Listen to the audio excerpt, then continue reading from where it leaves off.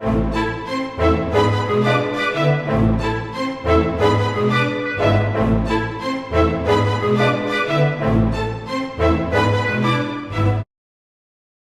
I was updating my profile yesterday, and when I checked my wall, I saw this post from Claire. Check it out. Oh my gosh, I'm so worried about this test. I know, right? You guys are worried about the Iowa assessment test? Yeah. Oh my gosh, let me give you some tips on how to do better this year. Did you not score very well last year? Well, I'll give you tips on how to ace this test this year. First of all, read all of the highlighted information, read all of the points that are in bold that describe what the paragraph might be about, okay?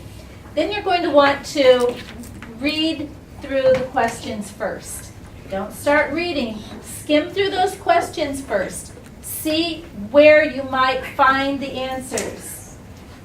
Use your scratch paper to write down important words or words that you think might go with the question or words that you don't know. Look for things like, are they comparing or contrasting? Look for author's main point. Look for, let's see, we've covered the vocabulary, we've covered the main points, the author's craft. Do you have any other questions? I think we're all good. You're going to ace this test. Wow, I can't believe she shared that. I got one from Miss Victor. She really wants us to improve our scores. Take a look at this. Good morning. Today I'm going to talk to you about a few strategies that you can use to help do a good job as you take your reading comprehension test. First of all, you need to make sure you are an active reader. And by that, I mean that you should think about what you're reading. Don't just rush through it and just look at words. Truly think about the passage that you're reading. And on the other hand, don't try to memorize every single detail, because after all, you should be going back just like you've done all year long and looking for text evidence. Try to find those passages, whether it's a right there in the book type question or whether it's an inferring type question. You should go back and reread so you can cite and find that specific answer. Another thing you should do is make sure you read the question carefully. Are you actually answering what was asked? Here's a good example. If the question says, what is this article mostly about? That's a main idea type question. But if it asks, what is the main idea of paragraph 3?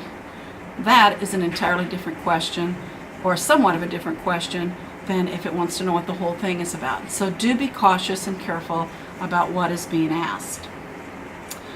Remember also that fictional passages are going to be structured differently than information nonfiction passages. So some of those nonfiction passages may contain things like charts, graphs, diagrams, and all of those types of passages you might need to use more than one place. Look in more than one place for the answer. You might need to read the caption under a picture, go back and look at a map, study the map, and then go back and reread.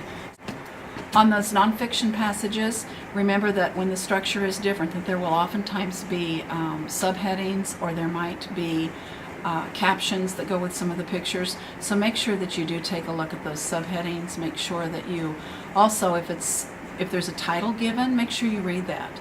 For example, some passages might say, the following is a tall tale, or it might say this is a science experiment. So make sure that you read those little blurbs that come above each article before it goes on, before you finish it.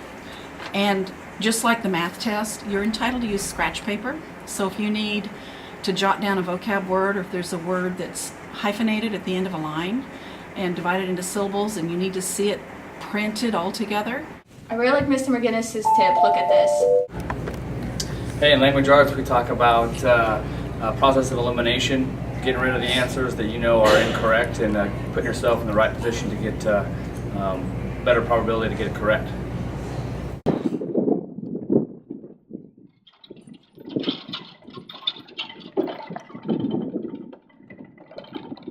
Those were good tips. Those were very good tips. Let's get pumped. Hey SMS, do your best on the Iowa assessment. We're all behind you.